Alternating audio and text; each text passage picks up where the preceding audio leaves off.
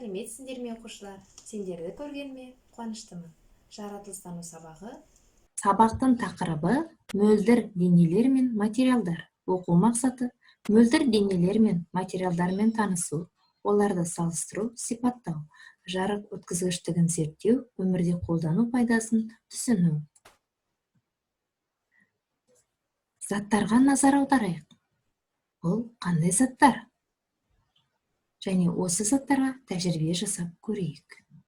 Жақсы балалар, ендеше тәжірибе жасайық. Алдымызда бізде міне стақан, екі түрлі файл, пакет және кітап жатыр. Ендеше осы денелердің қайсы жарықты жақсы өткізеді? Соны зерттейік. Файл давай. Көріп тұрғандай файл жарықты жақсы өткізеді екен. Стақан, ақ түсті стақан, бұл да жарықты жақсы өткізеді екен. Полиэтилендік пакет, бұл жарықты жартылай өткізеді екен. Шыны ыдыс жарықты өткізбейді. Ал кітап та жарықты өткізбейді екен. Сонымен балалар, тәжірибеде не білдік? Қандай заттар жарықты өткізеді екен? Мөлдір заттардың жарық өткізетіндігін білдік.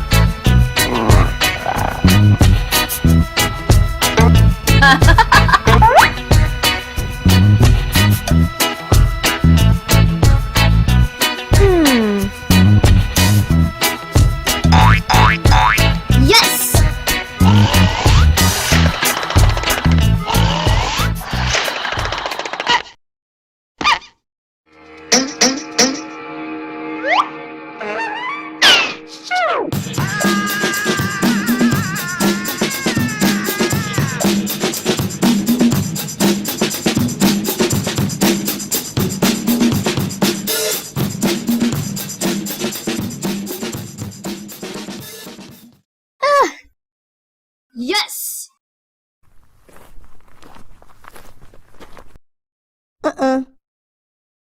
Yeah! Huh?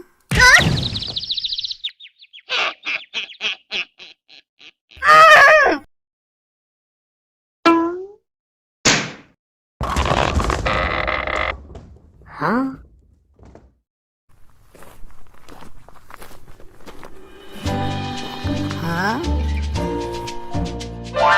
Біздің бүгінгі тақырыбымыз жарыққа кіріспе. Жарық бізге айналадағының бәрін көруге мүмкіндік беретін энергияның түрі. Жердегі негізгі жарық көзі күн. Өсімдіктер өз асын күн сәулесінің көмегімен дайындайды.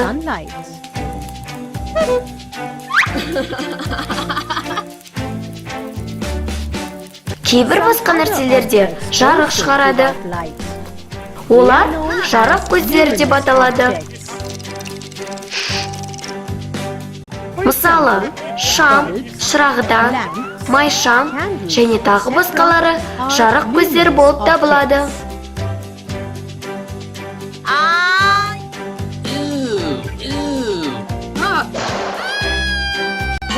Өздігіне жарқырамайтын нәрселер де бар. Оларды жарық шығармайтын заттар дейді. Мысалы, үстел, мата, сөмке, ыдыс-аяқ және тағы басқалары жарық шығармайды. Жарық шығармайтын заттардың әдетте екі түрі бар. Мөлдір және мөлдір емес. Мөлдір заттар өзіне түскен жарықты өткізеді. Мысалы, шыны, су, тағы басқалары.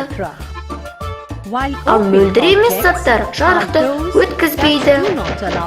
Мысалы, ағаш, тас, тағы басқалары.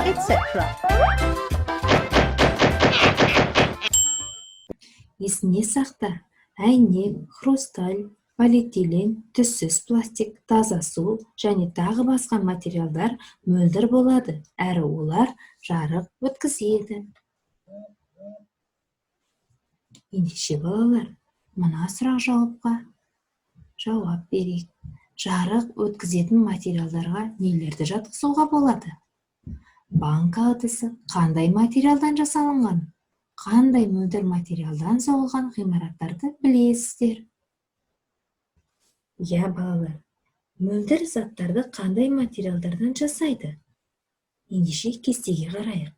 Бұл кестеде заттардың атауы, қандай материалдан жасалғаны және мөлдір немесе мөлдір емес екені туралы берілген. Мысалы, ағаш ат. Ол ағаштан жасалған, бірақ мөлдір емес. Банка шыныдан жасалған. Мөлдір. Баклажка. Ол пластик. Ол да мөлдір. Пластикалық текше. Ол да пластикадан жасалған мөлдір. Металл шар. Ол металдан жасалған мөлдір емес. Целлофан, полиэтилендік. Ол мөлдір зат дене екен. Жақсы. Енді балалар, мына ғажайыпқа назар аударыңдар. Бір күні құндыз, аю, қоян үй тұрғызыпты. Құндыз мұздан, аю ағаштан, қоян шыныдан жасапты. Енді сендерге тапсырма. Қаянның үйшігі жарық. Қаянның үйшігі жарық деп ойлайсыңдар. Әрине, қоянның үйшігі жарық, дұрыс айтасыңдар. Келесі тапсырма. Қаянның үйшігінің қабырғалары жарықты жақсы өткізеді. Жарықты қайсысы жақсы өткізеді? Я, құндыздың, дұрыс айтасыңдар. Келесі, қаянның үйшігінде жасырынуға болады.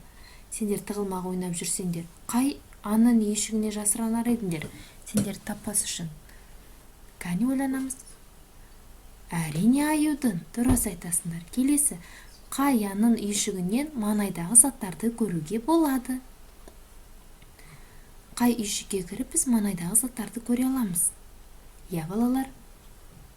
Дұрыс.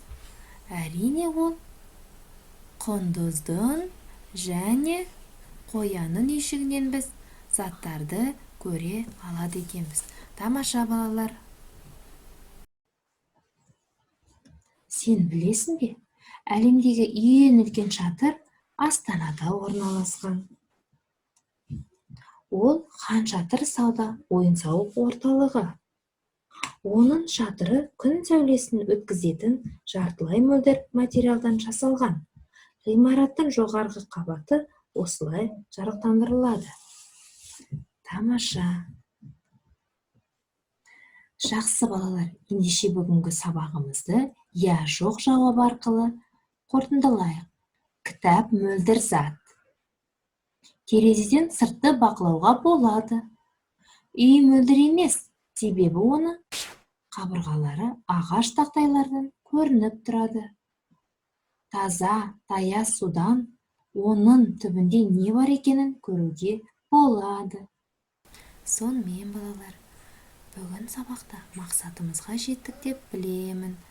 Мөлдір денелер мен материалдармен танысып, жарық өткізгіштігін зерттеп, пайдасын түсіндік. Келесі кездескенше сау болыңдар.